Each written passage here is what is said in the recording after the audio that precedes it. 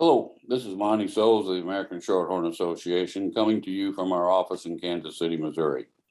I just wanted to take a minute and try to explain something that we've seemed to have a lot of people that haven't understood what the ruling was done by the ASA board concerning a new rule about bulls born after January 1 of on or after January 1 of 2022 will need to be genomically tested in order to have a calf registered that they have sired. Now, what this really means is that calf was born on January 1 of 2022. It's not going to sire any calves. It's not going to have semen available till it's about a year of age at the earliest, or be turned out in the pasture. So you're not really going to see any calves born until 2024, real late 2023, maybe. There's no penalties if this bull isn't DNA'd at any time. The only rule says that it has to be DNA tested, genomically DNA tested, previous to being able to have any progeny registered out of it. Now, you're going to ask a lot of questions, why? Okay, I'm going to try to answer some of that for you.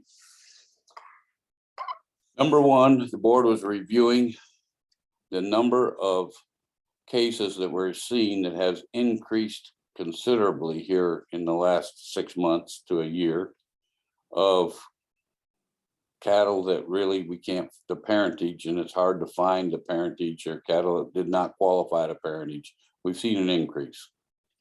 And we just don't have enough DNA on a lot of these cattle that are turned out in the pasture to determine who the parents are of these animals. So it becomes a very frustrating process for you, the breeder and member, but it's also frustrating for the office staff because they want to help you and get this solved for you too. And it's a very delicate situation in some people's minds, but it's just the way of life, and it's just what happens within breed registries.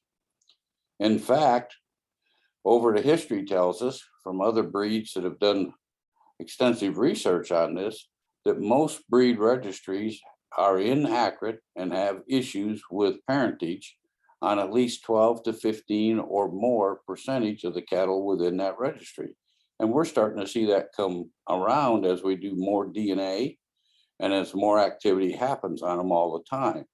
And with the technologies we got coming, we need to have this stuff available so we can fix it.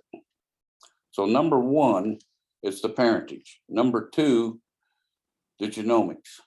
Well, so you understand when you do a genomic test on the bull or on any animal, the parentage is also included. That's why you see when we do your donor dam or your sire qualifications, we don't separate out the parentage separate from it, because once you do that test, it's a genomic test, you totally get the parentage with it. So when we do genomics, we've got the parentage, and that's what we're after to try to fix this problem and get all of the sires long-term in the registry that have sired a calf at the American Shorthorn Association with DNA on record. So when we do find problems, we can find the sire a lot quicker and find this parentage and solve these issues for folks. And it also gives us a lot better history of our breed from the standpoint of genomics.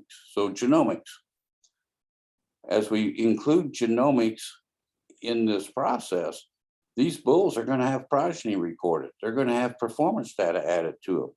So if we're going to do the test, let's do the genomic test, and let's increase the accuracy of our genomics, the accuracy of our EPDs a lot by having genomics on every one of these animals, especially all these sires of the breed, so that we know we got a much higher accuracy. We know what they're doing. We know what the bloodlines are telling us. We know what's happening with those cattle from a performance standpoint.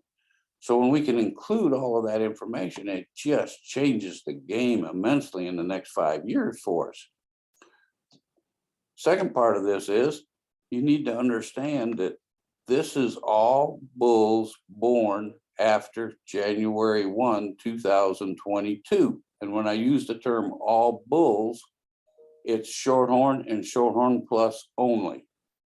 We're not interested in we can't control the Angus breed. We can't control the Angus cattle that you might use on a Shorthorn to create a Shorthorn Plus. We can't control the Maine Anjous or the Red Angus or any other breed. We're not trying to get there. So we're really only going to be looking at Shorthorn and Shorthorn Plus bulls born after January 1 of 2022. Everything born previous to that date that's there today, it's grandfathered in. You don't have to worry about whether that bull has DNA to register a calf. It's only going to take effect on cattle born after January 1 of 2022 that are males. And that means that it really won't happen. And the DNA really won't be needed until you got progeny. So if you turn the bull out in the pasture, make sure he's DNA'd if he was born after January 1 of 2022. If you take him out of the pasture, there hasn't been any calves born, make sure he's been DNA'd before make sure he's been DNA'd before the calves are born.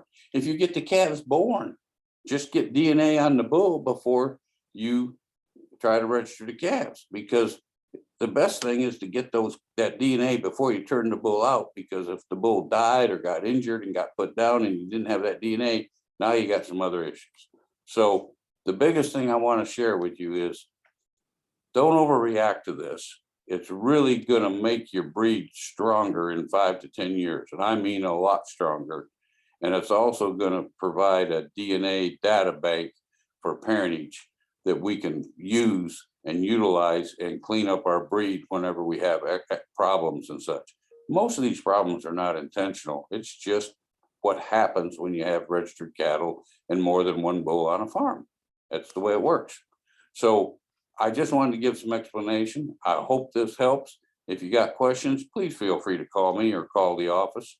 We don't want a lot of talk or miscommunication out there about it. It's not a big ordeal. It's nothing you have to do today. You're going to have to wait till that calf is born and old enough to pull DNA, or wait till you decide whether you want to make him a herd sire. If there's no penalties, I mean, we've had all these questions. You don't have to worry about testing bred heifers. There's no penalties attached to this. It's just DNA them before you can register the calf. That's all it amounts to. And we're doing genomics because it's going to help our breed going forward a lot. And we pick up the parentage when we do the genomics. So it's a win-win. Thank you for listening. I hope this helps you a lot. Appreciate it. If you got questions, give us a call. Thank you.